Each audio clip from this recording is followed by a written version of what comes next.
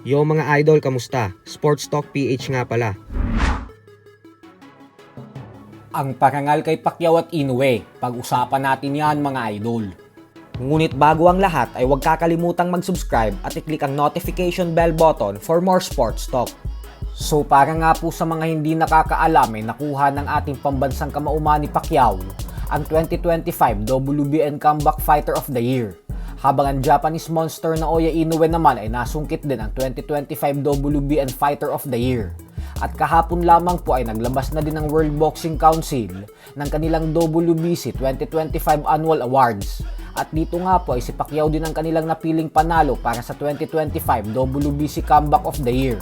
At si Inoue naman ang 2025 WBC Fighter of the Year. Ibig sabihin po niyan ay bagamat nauwi sa tabla ang resulta ng laban ni Manny Pacquiao at Mario Barrios, ay sapat na para sa kanila ang ipinakitang performance ni Pacman para makuha ang Comeback Fighter of the Year award. At na mas impresibo ito kaysa sa dalawang laban ng current WBO welterweight champion Devin Haney, kung saan nagawa niyang talunin si Jose Ramirez at Brian Norman Jr. makalipas ang isang taon na hindi paglaban.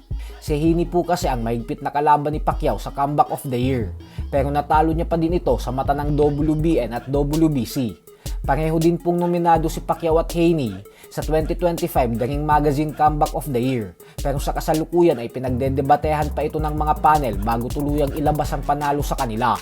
At ganun din po para kay Inoue, kung saan nakikita ng WBN at WBC na mas matimbang ang apat na laban at pagdedepensa ni Inoue ng kanyang mga titulo sa Super Bantamweight Division kaysa sa isang mega fight ni Terence Crawford at pagtalo kay Canelo Alvarez. Dahilan kung bakit nagdesisyon silang ibigay kay Inoue ang Fighter of the Year kaysa kay Crawford.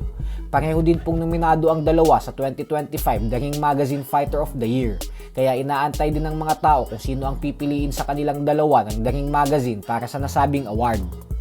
Sa kabilang banda naman mga idol ay isang napakagandang balita din nga po para sa ating mga Pinoy sports fans. Dahil muling pinatunayan ng dalawang Pinoy billiard legends na sila Efren Bata Reyes at Django Bustamante na andun pa rin ang kanilang tibay sa tako sa kabila ng kanilang edad.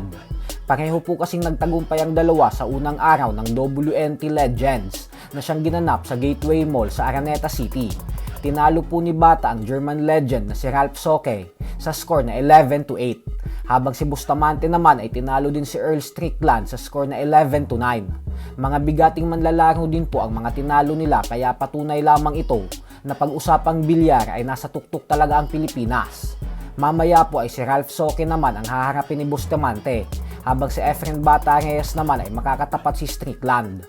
Pamilyar na po ang mga ito sa isa't isa dahil ilang beses na silang naglaban-laban sa nakaraan at ilang beses na din silang nagawang talunin ni Bata at Django. Kaya wag din po natin yan papalampasin at suportahan natin ang mga legends natin. So hanggang dito na lang po muna tayo mga idol.